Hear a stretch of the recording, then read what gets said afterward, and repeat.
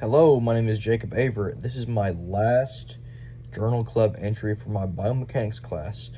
And this week I read Warm Up with Baseball Bats of Varying Moments of Inertia, the Effect on Bat Velocity and Swing Pattern, and that was by Southard and Groomer.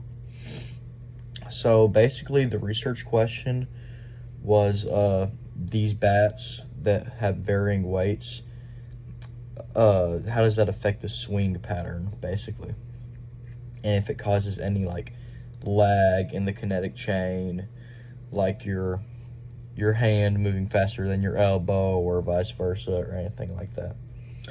So the findings were basically that warming up with the weighted bat significantly reduced the post warm-up bat velocity, and it did have a lag of the lead wrist behind the elbow.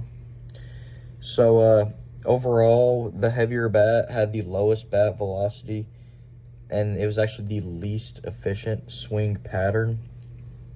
So really wasn't the best method of warming up. So simple biomechanics concepts that were used was obviously inertia, the kinetic chain, velocity, and those are all talked about heavily. What was interesting to me was that, just pretty much the basic finding that the heavier bats weren't such a good idea of warming up. I guess it's kind of simple, but you just always see so many weighted bats. I've seen more so where they weight them at the end of the bat, but kind of interesting that was really not the best idea.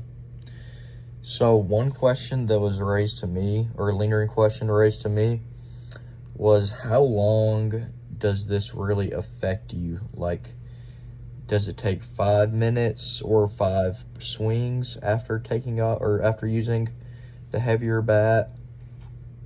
And how long does this really persist on like a wider note? Like, if I use a weighted bat every day, will it take months to really refurbish my swing back to how it should be? Will it take years?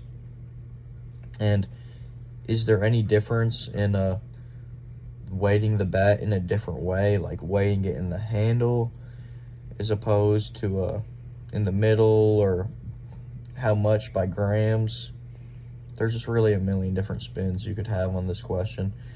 But overall, I never played baseball, but I did find it pretty dang interesting, especially since it's a pretty common form of warming up.